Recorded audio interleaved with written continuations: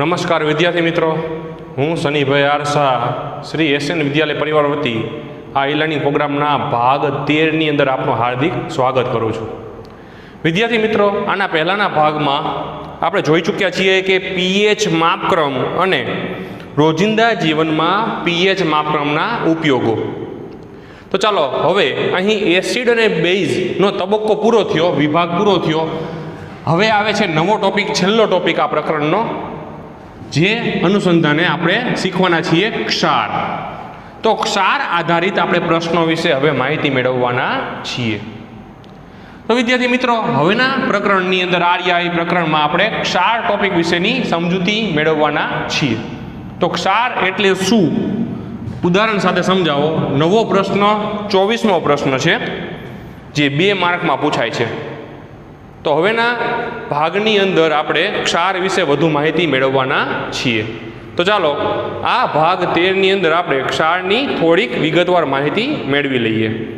તો બેઝિક માહિતી ક્ષાર વિશે આપણે મેળવીશું. તો સૌથી પહેલાં 24મો પ્રશ્ન 2 માર્ક માટે, ક્ષાર એટલે શું, ઉદાહરણ આપી સમજાવો. તો પહેલાં આપણે વ્યાખ્યાથી શરૂઆત કરીશું. ક્ષાર એટલે શું? તો ક્ષાર એટલે એસિડ ની બેઝ સાથે પ્રક્રિયા કરવાથી અંતે નિપજ સ્વરૂપે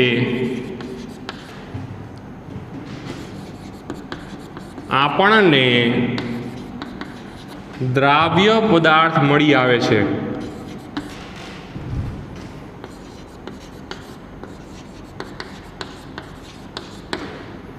જેને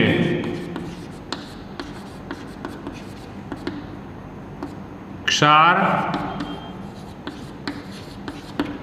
કહે છે. તો એસિડની બેઝ સાથે પ્રક્રિયા કરવાથી નિપજ સ્વરૂપે અંતે આપણને જે દ્રાવ્ય પદાર્થ મળે તેને આપણે ક્ષાર તરીકે ઓળખીએ છીએ. તો વિદ્યાર્થી મિત્રો, ક્ષાર એટલે કે એસિડની બેઝ સાથે પ્રક્રિયા કરવાથી નિપજ સ્વરૂપે આપણને એક દ્રાવ્ય પદાર્થ મળી આવે છે. ચાલો પ્રક્રિયા સ્વરૂપે આપણે સમજી લઈએ. તો રાસાયણિક સમીકરણ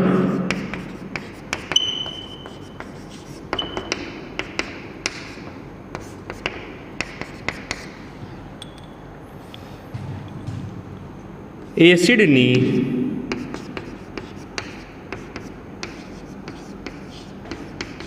બેઝ સાથે પ્રક્રિયા કરવાથી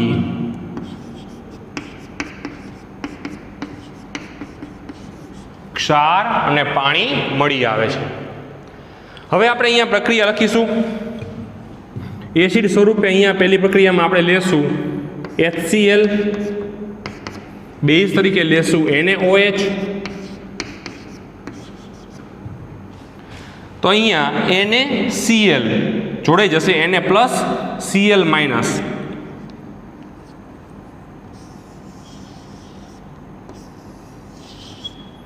અને અહીં આ H જોડાશે OH સાથે.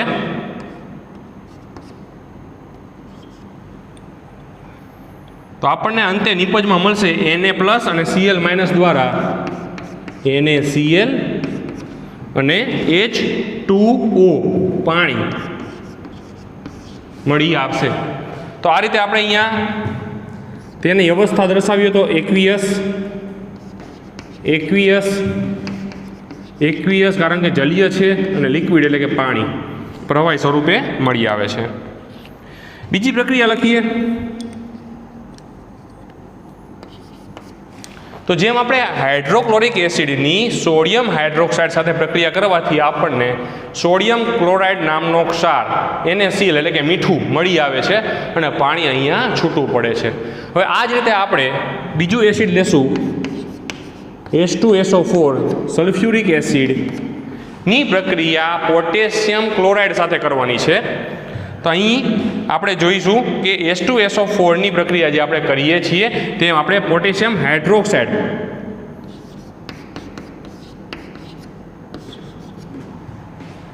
હવે કેવી રીતે છૂટવું પડશે? તો K2 SO4 એ 2K પ્લસ અને SO42 માઇનસ આ બે છૂટા પડશે અને જોડાશે એકબીજા સાથે અને બનાવશે K2SO4 એટલે કે પોટેશિયમ સલ્ફેટ ક્ષાર સ્વરૂપે મળી આવશે.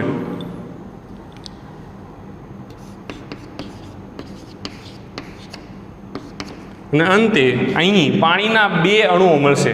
અહીંયા H2 અને 2 ઓક્સિજન, 2 હાઇડ્રોજન એટલે કુલ 4 હાઇડ્રોજન અને 2 ઓક્સિજન હોવાથી શું લખશું આપણે અહીંયા 2H2O, 2 દુ 4 હાઇડ્રોજન અને 2 ઓક્સિજન. અવસ્થા દર્શાવવી જરૂરી છે.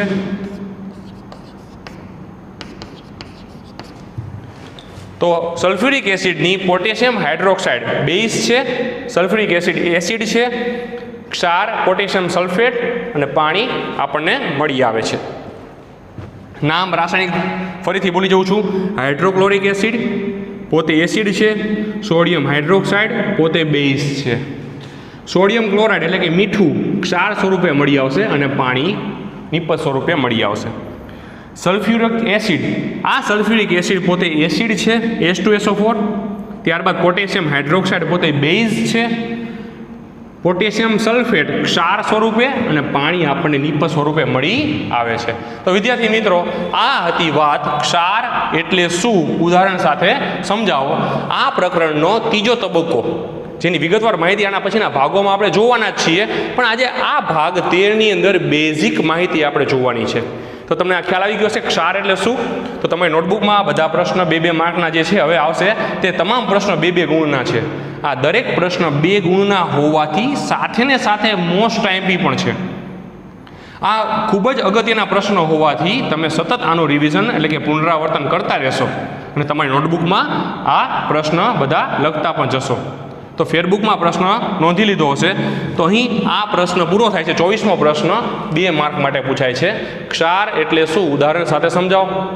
તો એસિડની બેઝ સાથે પ્રક્રિયા કરવાથી નિપજ સ્વરૂપે જે દ્રાવ્ય પદાર્થ મળે છે, જેને આપણે ક્ષાર કહીએ છીએ, તેની આપણે રાસાયણિક પ્રક્રિયા પણ જોઈ ચૂક્યા છીએ. તો ચાલો આના પછીનો પ્રશ્ન શરૂ કરીએ.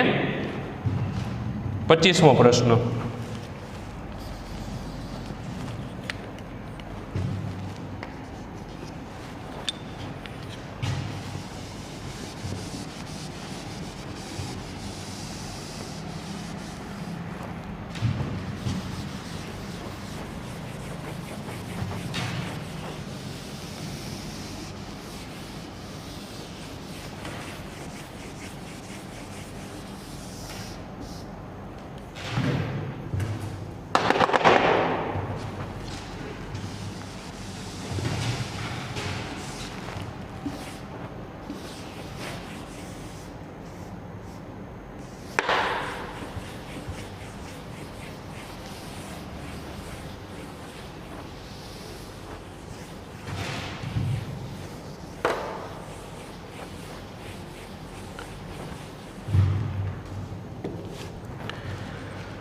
તો વિદ્યાર્થી મિત્રો, 25મો પ્રશ્ન છે ખનિજ ક્ષાર એટલે શું?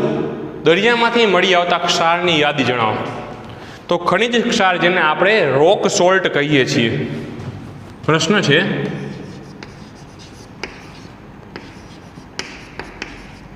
ખનિજ ક્ષાર એટલે કે રોક સોલ્ટ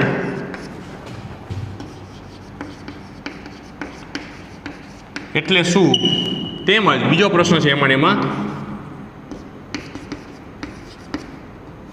દરિયામાંથી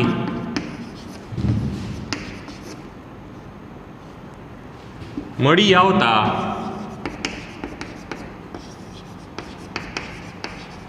ક્ષારની યાદી જણાવો.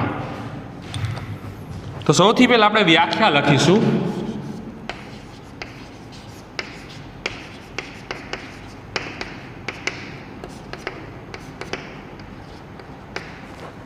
ખનિજ ક્ષાર એટલે કે રોક સોલ્ટ એટલે શું?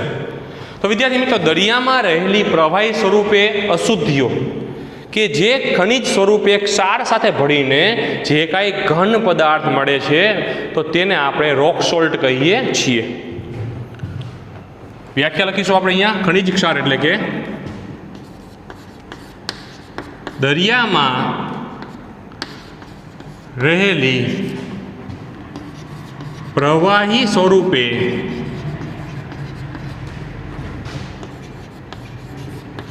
ખનિજ અશુદ્ધિઓ જે ક્ષાર સાથે મિશ્રિત થઈને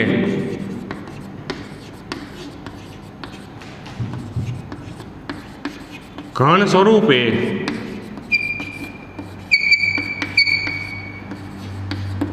મળી આવે છે, જેને આપણે રોક સોલ્ટ એટલે કે ખનિજ ક્ષાર કહીએ છીએ. તો ખનિજ જે પ્રવાહી સ્વરૂપે છે અને બીજું છે ક્ષાર, આ બંનેનું મિશ્રણ થઈને આપણને ઘન સ્વરૂપે જે પદાર્થ મળી આવે જેને આપણે રોક સોલ્ટ એટલે કે ખનિજ ક્ષાર કહીએ છીએ. તો વિદ્યાર્થી મિત્રો ફરીથી અહીં વ્યાખ્યા પુનરાવર્તિત કરીશ. તો આ 25મો પ્રશ્ન જે છે 2 માર્કનો, ખનિજ ક્ષાર એટલે કે રોક સોલ્ટ એટલે શું અને દરિયામાંથી મળી આવતા ક્ષારની યાદી જણાવો. તો વ્યાખ્યા છે, દરિયામાં રહેલી પ્રવાહી સ્વરૂપે ખનિજ, દરિયામાં રહેલી પ્રવાહી સ્વરૂપે ખનિજ અશુદ્ધિઓ જે ક્ષાર સાથે મળીને ઘન સ્વરૂપે આપણને જે પદાર્થ આપે તેને આપણે ખનિજ ક્ષાર કહીએ છીએ. દરિયામાં રહેલ પ્રવાહી સ્વરૂપે ખનિજ અશુદ્ધિઓ કે જે ક્ષાર સાથે મળીને બે મિશ્રિત થઈને ખનિજ અને ક્ષાર મળીને ઘન સ્વરૂપે જે પદાર્થ આપે નિપજ સ્વરૂપમાં તેને આપણે ખનિજ ક્ષાર કહીએ છીએ. ચાલો દરિયામાંથી મળી આવતા ક્ષારની યાદી જણાવી દઈએ.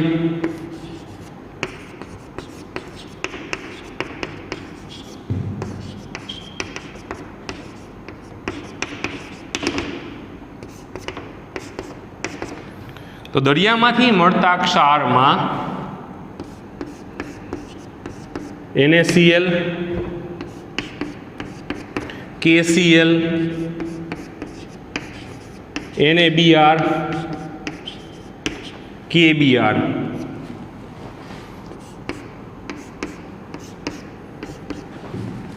Sodium chloride, potassium chloride, sodium bromide, potassium bromide, આ તમામ ક્ષાર જે છે તે દરિયામાંથી મળી આવે છે. તો આ પ્રશ્ન ક્યાંક 2 માર્કમાં પણ પૂછાઈ શકે અથવા તો MCQ સ્વરૂપે પણ પૂછાઈ શકે. તો આ હતો 25મો પ્રશ્ન, ખનિજ ક્ષાર એટલે શું અને દરિયામાંથી મળતા ખનિજ ક્ષારની યાદી આપો. તો આપણે તે આ યાદી આપી ચૂક્યા છીએ અને વ્યાખ્યા પણ લખી ચૂક્યા છીએ.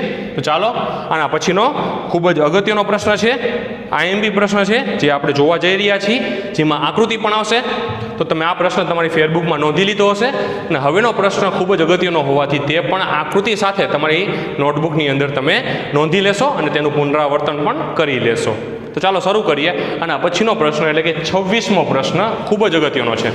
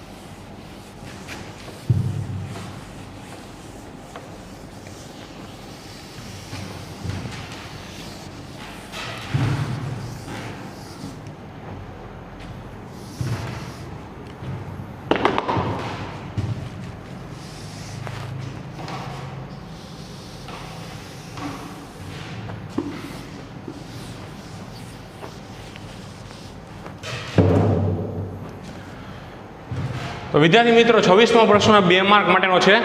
ક્લોર આલ્કલી પ્રક્રિયા એટલે શું? ઉદાહરણ સાથે સમજાવો અથવા તો NaOH ની બનાવટ જણાવો. તો 2 પ્રશ્ન અગત્યના છે. કેવી રીતે પૂછાઈ શકે? તો અથવા સાથે પ્રશ્ન પણ લખી દઈશ. તો ચલો બોર્ડ ઉપર ધ્યાન દરેકનું. 26મો પ્રશ્ન 2 માર્ક માટે છે. ક્લોર આલ્કલી પ્રક્રિયા એટલે શું?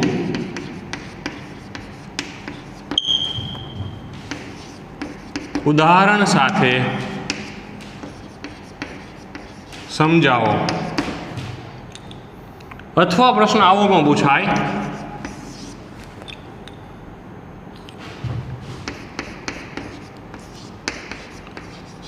NaOH ની બનાવટ સમજાવો અથવા તો જણાવો.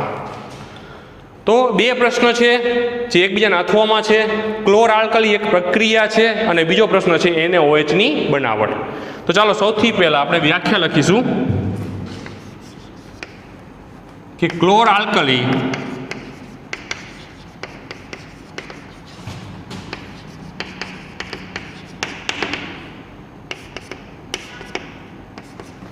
પ્રક્રિયા શું છે? તો જે રાસાયણિક પ્રક્રિયામાં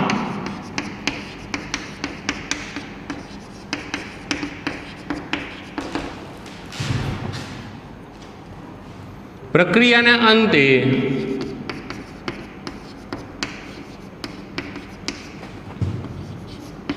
નિપજ સ્વરૂપે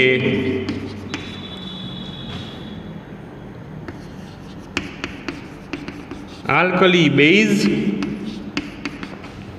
અને ક્લોરીન વાયુ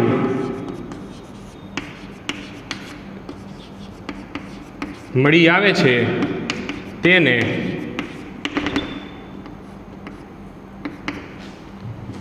ક્લોર આલ્કલી પ્રક્રિયા કહે છે. તો ક્લોર એટલે ક્લોરીન વાયુ અને આલ્કલી એટલે આલ્કલી બેઝ. તો જે પ્રક્રિયાને અંતે આપણને નિપજ સ્વરૂપે ક્લોરીન વાયુ અને આલ્કલી બેઝ જે પાણીમાં દ્રાવ્ય હોય તેને આપણે આલ્કલી બેઝ કહીએ છીએ, જેના પહેલાંના આપણે ભાગમાં જોઈ ચૂક્યા છીએ.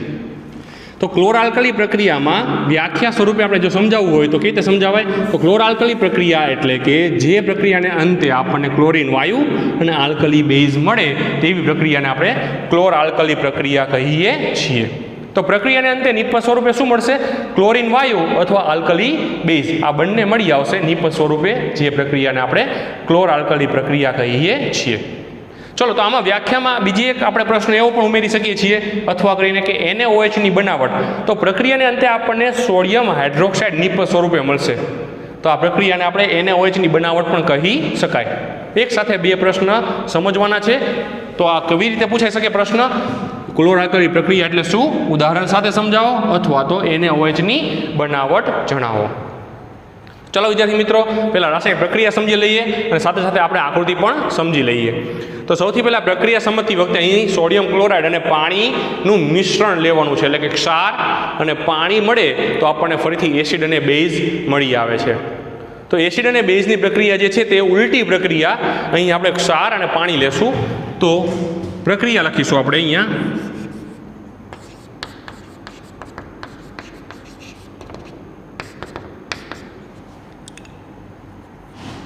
તો ક્ષાર અને પાણી એટલે કે અહીંયા 2 મોલ NaCl અને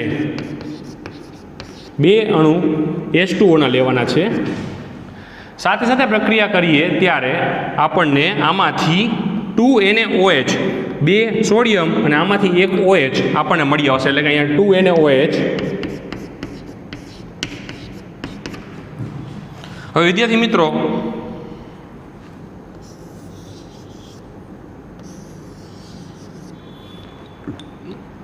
બે સોડિયમના પરમાણુ, હવે વધ્યા ક્લોરીનના 2 પરમાણુ, તો નિપજ સ્વરૂપે આપણને મળશે અહીંયા Cl2. ચલો પ્રક્રિયા સમતોલિત કરીએ. 2 સોડિયમના પરમાણુ, 2 ક્લોરીનના પરમાણુ, 2 સોડિયમના પરમાણુ નિપજ સ્વરૂપે 2 ક્લોરીનના પરમાણુ.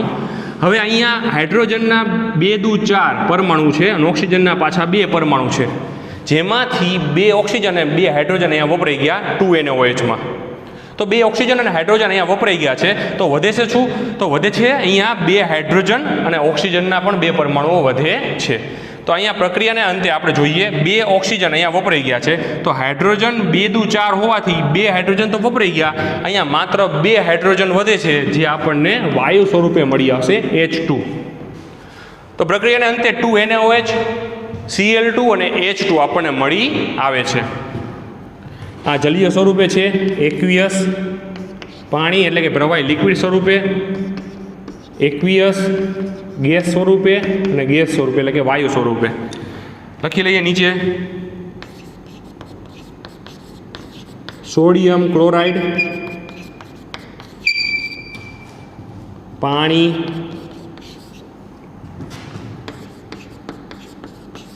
સોડિયમ હાઇડ્રોક્સાઇડ,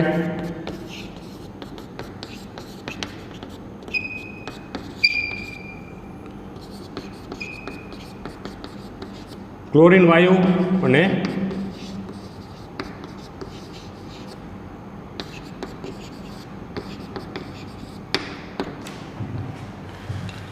તો અહીંયા NaOH ની બનાવટ એટલે કે આપણે સોડિયમ ક્લોરાઇડની પાણી સાથે પ્રક્રિયા કરવાથી સોડિયમ હાઇડ્રોક્સાઇડ નિપજ સ્વરૂપે મળે છે.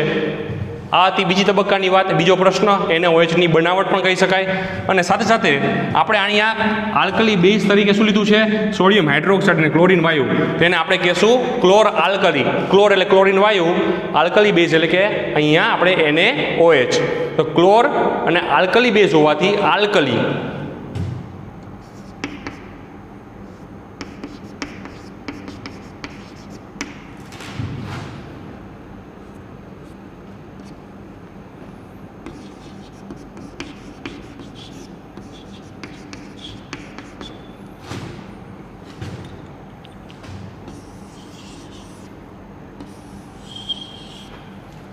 તો ક્લોર અને આલ્કલી આ પ્રક્રિયાને આપણે ક્લોર આલ્કલી પ્રક્રિયા પણ કેમ કહીએ છીએ? કારણ કે નિપજ સ્વરૂપે આપણને ક્લોરીન વાયુ અને આલ્કલી બેઝ મળી આવે છે. તો આ પ્રક્રિયાને ક્લોર આલ્કલી પ્રક્રિયા પણ તરીકે ઓળખવામાં આવે છે.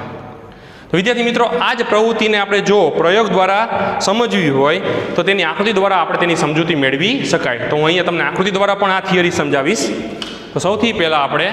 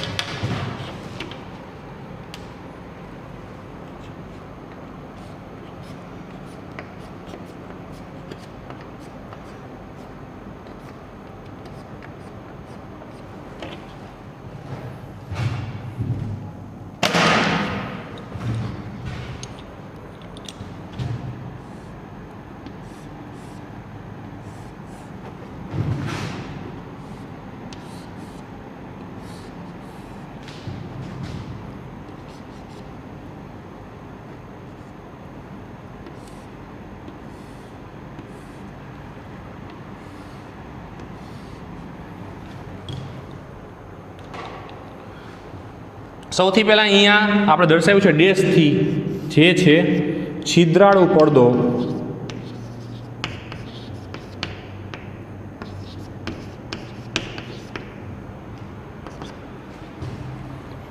જેમાંથી આરપાર દ્રાવણ કે પ્રવાહી જઈ શકે છે.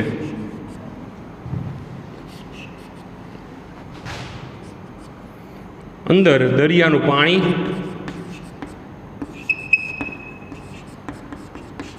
જેમાં હાજર હશે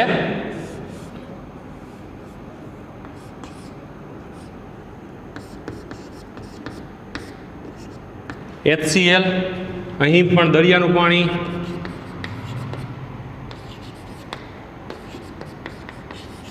જેમાં હાજર હશે NaOH. અંદરના ભાગમાં બે ધ્રુવો લેવાના છે.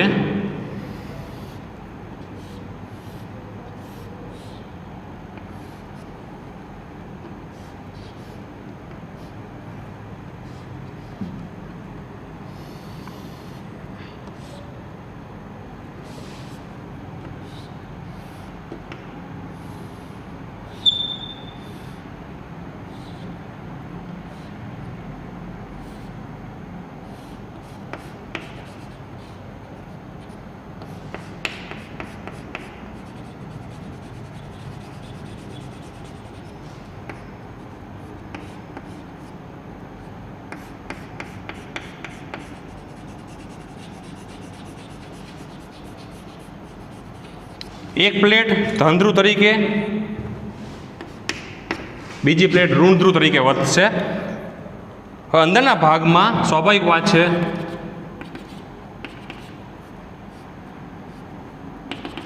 દરિયાનું પાણી છે, છિદ્રાળુ પડદો છે, એટલે સ્વાભાવિક વાત છે તેમાં આરપાર આ દ્રાવણ મુક્તપણે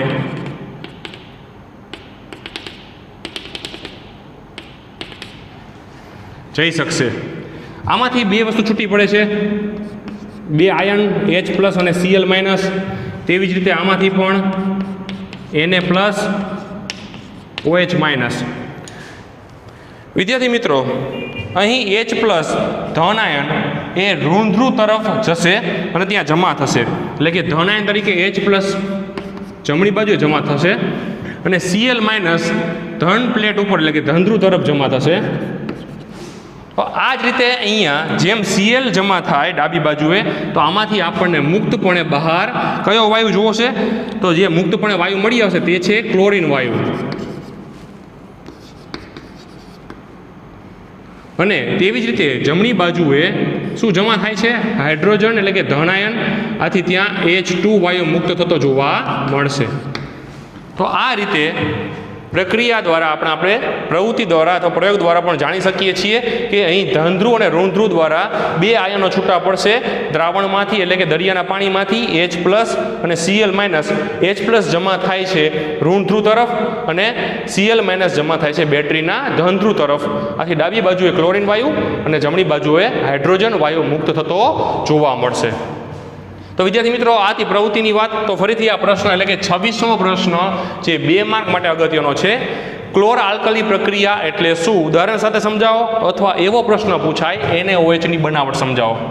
તો વિદ્યાર્થી મિત્રો, ક્લોર આલ્કલી પ્રક્રિયા એટલે જે રાસાયણિક પ્રક્રિયાને અંતે નિપજ સ્વરૂપે આલ્કલી બેઝ અને ક્લોરીન વાયુ મળી આવે છે. આલ્કલી બેઝ અને ક્લોરીન વાયુ અથવા NaOH મળી આવે છે, જેને આપણે આ રીતની પ્રક્રિયા તરીકે ઓળખીએ છીએ, એટલે કે ક્લોર આલ્કલી પ્રક્રિયા. ત્યારબાદ આપણે રાસાયણિક સમીકરણની સમજૂતી લઈ લીધી છે અને ત્યારબાદ આપણે આકૃતિ પણ મેળવી લીધી છે. તો આ હતી આકૃતિની વાત. આ પ્રશ્ન ખૂબ અગત્યનો હોવાથી આકૃતિ સાથે તમારી નોટબુકમાં તમે નોંધી લીધો હશે અને નોંધી લીધા બાદ આનું સતત પુનરાવર્તન પણ કરતા રહેશો, કારણ કે ખૂબ જ બોર્ડની પરીક્ષા માટે અગત્યનો પ્રશ્ન છે. ક્લોર આલ્કલી પ્રક્રિયા એટલે શું, અથવા તો NaOH ની બનાવટ સમજાવો. તો આ પ્રશ્ન આપણે અહીં પૂર્ણ થયો છે. તો ચાલો મળીએ આના પછીના ભાગમાં નવા ટોપિક સાથે, એટલે કે ક્ષાર આધારિત સંબંધિત માહિતી સાથે. ત્યાં સુધી નમસ્કાર, જય હિન્દ.